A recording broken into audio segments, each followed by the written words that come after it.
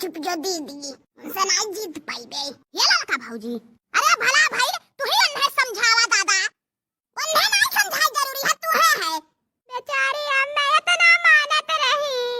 कोनो चीज मांगत रही तुरंत दे देत रही, वैसन तो हमारा ही बुढ़वन छो जानी सासू अम्मा नहीं मानत रही अम्मा, जितना वो बेचारे अम्मा मानत रही दादा।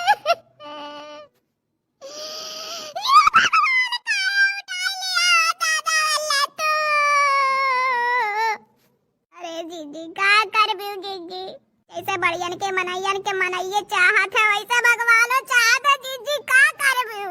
यम्मा चुप जो ना रो झूठो नहीं तई अब तबीयत खराब हो जाए तोहरो केहू हइयो नहीं है घरे मत मारुस के भी आ जाए दवाई दर्पण करावे के। अरे अम्मा भौजी कौन बात है उनके नहीं होई कुछ का तो चाहत हो हां बोलो बीमारी हमें होई जा पड़ी रही खटिया पर हमार सेवा जाता है हां कभी देख भार वही रात नहीं बाटी वक्को जने तीन का तीरा जने ऐसा बाटू सिर्फ व्यापार कराए आवत है। हे भौजी झूठा गरमाओ ना हम का कहन है तू का कहे है कहां से कहे है हमको पूछित है